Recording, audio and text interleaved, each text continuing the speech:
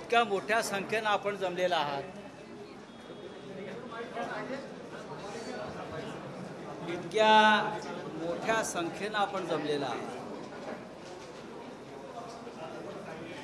बहुतेक हा खूप मोठा राष्ट्रीय विषय झालेला आहे. कालपासून आपण सगळे, खास करून मीडिया, एक प्रश्न विचारताय,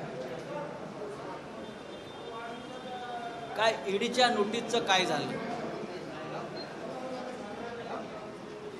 आपण नेहमी मला घरी येऊन भेटता, सामना कार्यालयात येऊन भेटता, शिवसेना भवनात येऊन भेटता आणि मी आपल्याशी बोलत असतो अनेक विषयावर. आमच्यासाठी ईडी हा काही महत्त्वाचा विषय नाही आहे. सीबीआय असेल, ईडी असेल, इन्कम टॅक्स असेल, कधी काळी या तिन्ही संस्थांना या देशामध्ये प्रतिष्ठा प्राप्त झाली होती. एखाद्या गुन्ह्यासंदर्भात सीबीआय, ईडी किंवा आयकर विभागानं कारवाई करायचं म्हटलं की खरोखर त्याच्यामध्ये काहीतरी गांभीर्य आहे असं लोकांना वाटत होतं. पण गेल्या काही वर्षापासून ईडीची नोटीस येणं, ईडीनं कारवाई करणं म्हणजे एखाद्या राजकीय पक्षानं आपली भडास काढणं हे आता लोकांनी गृहीत धरले. सत्तेतल्या राजकीय पक्षाला, केंद्रातल्या, जेव्हा राजकीय विरोधकांना राजकीय दृष्ट्या संपवता येत नाही, तेव्हा अलीकडच्या काळामध्ये हे असे ईडी सारखे, सीबीआय सारखे, इन्कम टॅक्स सारखे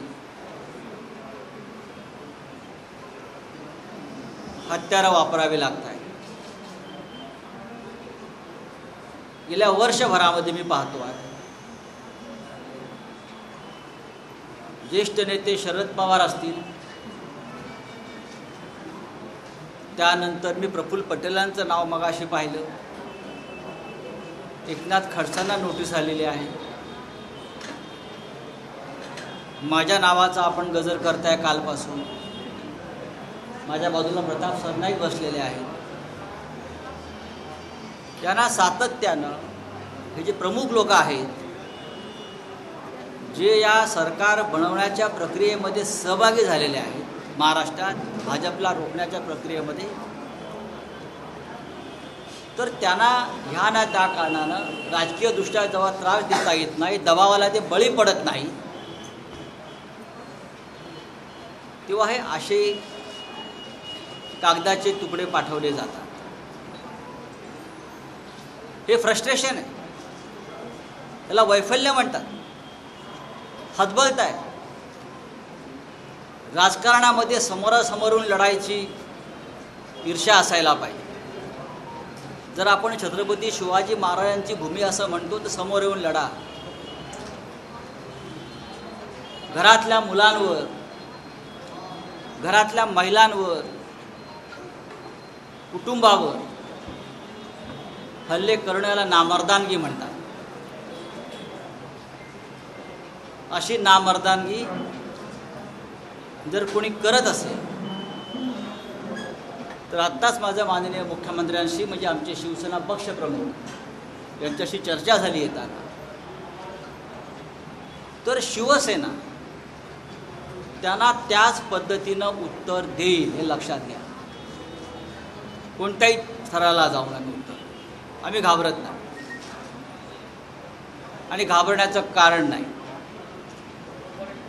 कालच मी या महाराष्ट्राचे विरोधी पक्षनेते देवेंद्र फडणवीस यांचा एक ऐतिहासिक विधान ऐकलं. ते असं म्हणाले, जर काही कोणी चुकीचं केलं नसेल तर घाबरायचं कसं, मग नोटीस येत नाही. हे नोटीस म्हणजे काय ब्रह्मवाक्य आहे का? आणि मी परत सांगतो, आमच्यापैकी कोणी काही चुकीचं केलं नाही. नोटीसी येऊ द्या किंवा आणखीन काही येऊ द्या, आम्ही घाबरत नाही. तुम्हाला घाबरावं लागेल भविष्यात. संजय राऊत यांच्या पत्नीला नोटीस आली आहे की नाही हा प्रश्न आपण मला आता विचारणार आहात, कारण आपण त्यासाठी जमलेला आहे. गेल्या 1.5 महिन्यापासून हे जे तुमचं ईडी आहे ते आमच्याकडे पत्रव्यवहार करताय. त्यांना काही माहिती हवी होती, काही कागदपत्र हवी होती, आणि ती कागदपत्र आम्ही त्यांना वेळोवेळी पुरवलेली आहेत. पण यापैकी कुठल्याही त्यांच्या पत्रावर त्यांनी असं आम्हाला कळवलं नाही, जे तुम्ही सांगताय का भाजपवाले जे बोलतायत की हा PMC बँक घोटाळा आहे, हे HDL नावाच्या कंपनीचं काय ते प्रकरण आहे. जर ईडीने त्यांच्या पत्रामध्ये या संदर्भातला कुठलाही संदर्भ दिलेला नाही, त्यांना कशाकरता चौकशी करायची आहे, तर भारतीय जनता पक्षाची माकडं मी कालपासून बघतो याची उड्या मारतायत. PMC बँक, PMC ह्यांना सांगितलं कोणी? ह्यांची आणि ईडीची का हात मिळवणी आहे का? भारतीय जनता पक्षानं आपल्या कार्यालयामध्ये ईडीचं एक टेबल टाकलेलं आहे की ईडीनं त्यांच्या बेलॉट पिअरच्या कार्यालयामध्ये एक टेबल टाकल्या भारतीय जनता पक्षाचं.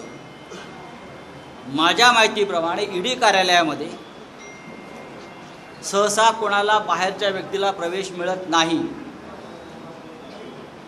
पण गेल्या 3 महिन्यापासून माझं त्या कार्यालयावरती लक्ष आहे. भारतीय जनता पक्षाचे 3 लोक हे सतत त्या ईडीच्या कार्यालयात जात आहेत आणि येत आहेत आणि तिथून काही कागदपत्र बाहेर काढतात. या संदर्भात माझ्याकडे पुरावे आहेत, पुराव्याशिवाय बोलत नाही. तसं नसतं तर आज भारतीय जनता पक्षाचे जे लोक आहेत जे बोलत आहेत त्यांच्याकडे ही माहिती आलीच नसते. गेल्या 1 वर्षापासून भारतीय जनता पक्षाचे काही महत्त्वाचे लोक आणि त्यांचे हस्तक हे सातत्यानं मला भेटण्याचा प्रयत्न करतात. आणि त्यांचं एकच सांगणं होतं की महाराष्ट्रातलं सरकार तुम्ही टिकू देऊ नका, तुम्ही या सरकारच्या मोहात पडू नका.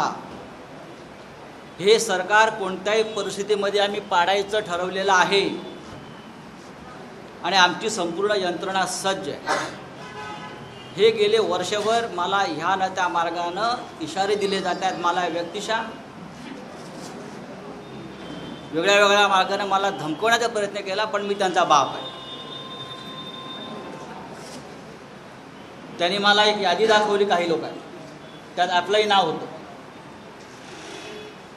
म्हणजे आमच्या काही जवळचे परिवारातले लोक,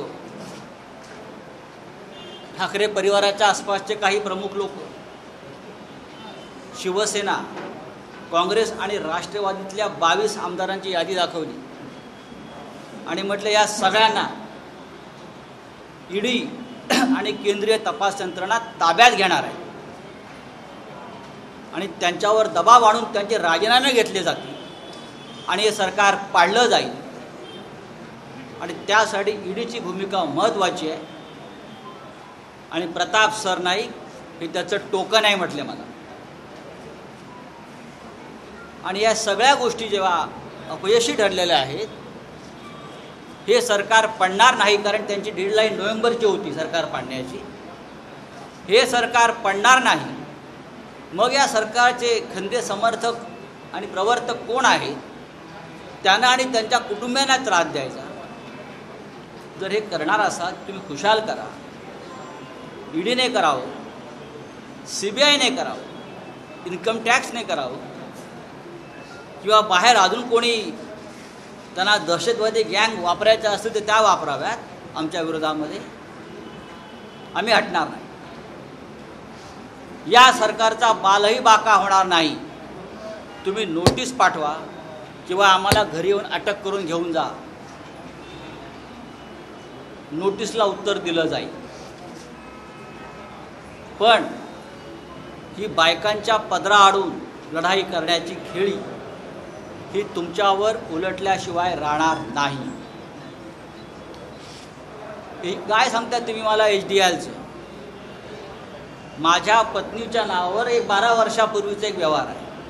12 वर्षांनी सरकारला जाग आली. 10 वर्षापूर्वी 12 वर्षापूर्वी, बरं का अरविंद, 10 वर्षापूर्वी एका मध्यमवर्गीय कुटुंबातल्या एका शिक्षिका असलेल्या स्त्रीनं, महिलेनं, मराठी, एक घर घेण्यासाठी तिच्या मैत्रिणीकडून 50 लाखाचं कर्ज घेतलेलं आहे. 50 लाखाचं. त्या संदर्भात ईडीला आत्ता 10 वर्षांनी जेव्हा भाजपचं सरकार पडत नाही हे जेव्हा लक्षात आलं तेव्हा जाग आली सगळ्यांना. आणि तुम्ही तिला नोटीस पाठवता आणि तिला चौकशीला बोलवता, मानसिक छळ करण्याचा प्रयत्न करता. तुम्ही HDLच्याच गोष्टी करताय ना. भारतीय जनता पक्षाचे अकाउंट उघडा. गेल्या 3 वर्षामध्ये HDLनं भारतीय जनता पक्षाला किती कोटीच्या देणग्या दिल्या आहेत हे आज जी माकडं नाचतायत ना त्यांनी जाहीर करावं. माझ्याकडे 20 कोटीचा हिशोब आत्ता आहे. 20 कोटीचा हिशोब माझ्याकडे आत्ता आहे. आणि त्या संदर्भातली सगळी माहिती काँग्रेसचे प्रवक्ते सचिन सावंत यांनी ट्विटसुद्धा केली.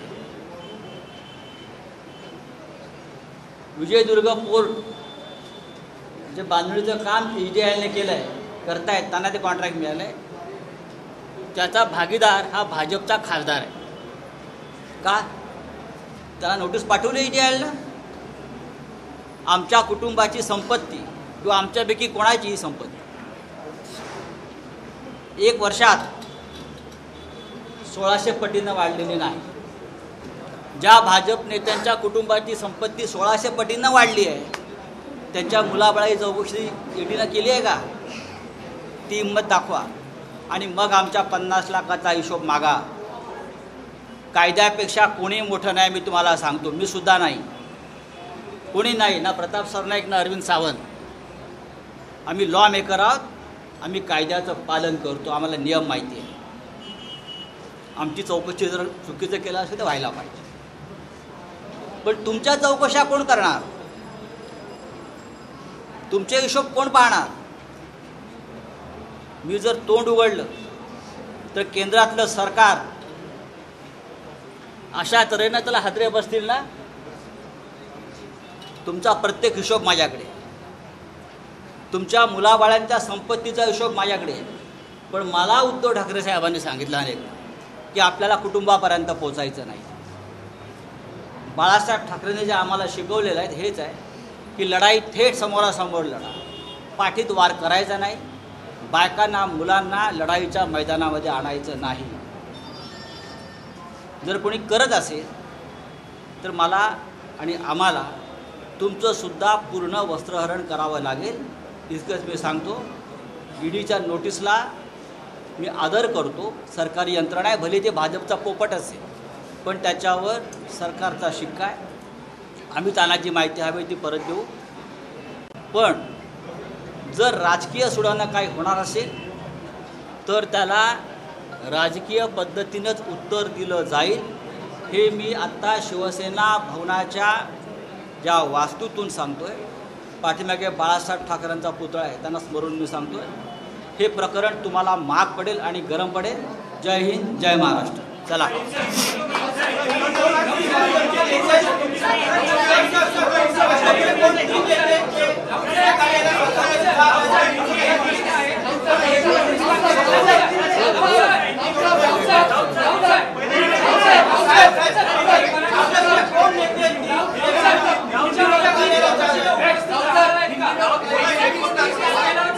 उपस्थित राहायचं असं समन्स आहे. अजून काही तसा निर्णय घेतलेला नाही.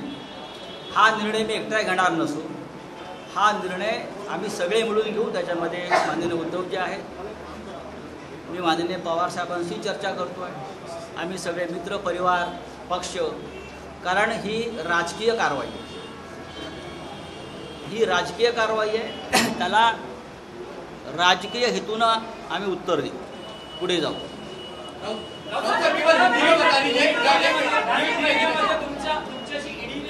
संपर्क साधला होता, किती वेळा समन्स तुमच्या कुटुंबियांनी? ते सोडून द्यावं, 100 वेळाला असेल, मला काही किंमत नाही, 100 वेळाला असेल. मी आपल्याला जे सांगितलेलं आहे ते महत्त्वाचं आहे. माझ्याकडे मी मागे सांगितल्याप्रमाणे माझ्याकडे भारतीय जनता पक्षाच्या 120 नेत्यांची यादी तयार आहे, 120, आणि त्या फिट केस ईडीसाठी आहेत.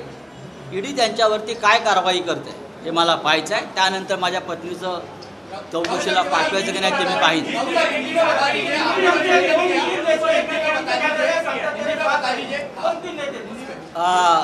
जे बेलॉट पिअरला जे ईडीचं कार्यालय आहे त्याच्या आसपासचे CCTV फुटेज आपण पत्रकार म्हणून काढू शकता. आपण सगळे शोध पत्रकारिता करता, थोडं CCTVचं तुम्ही काढलेत गेल्या महिन्याभरातले. आतमध्ये कोणाचा वावर आहे आणि ते वावर असणारेच नेते आज कसे काल TV ला येऊन बोलत होते हे तुम्हाला स्पष्ट दिसेल.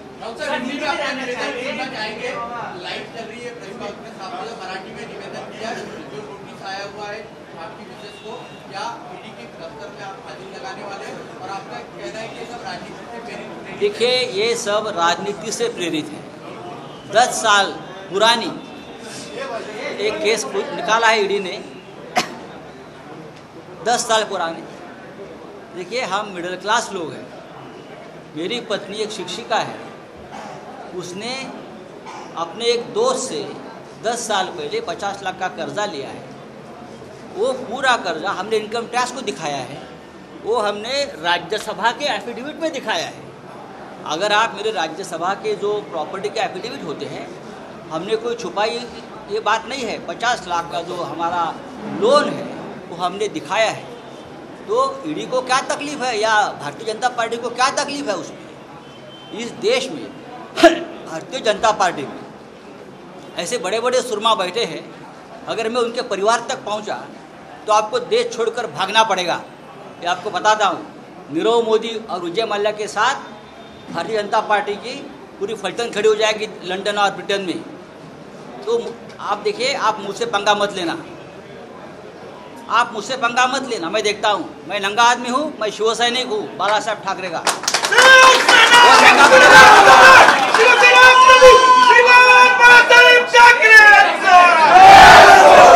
जो करना हो कर लो. अरे आप मेरे का उखड़ लोगे, जाओ, बहुत देखा है मैंने आप जैसे.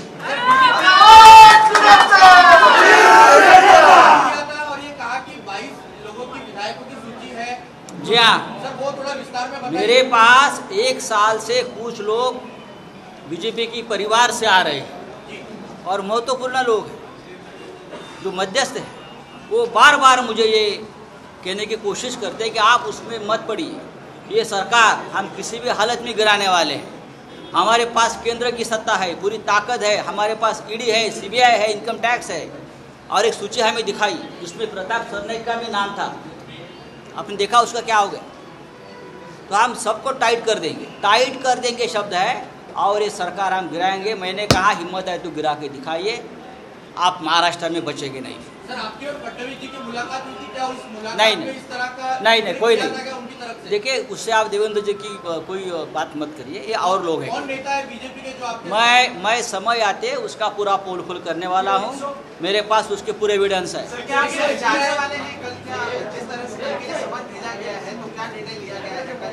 देखिए, मुझे अब तक ये पता नहीं है कि किस सिलसिले में ये नोटिस है.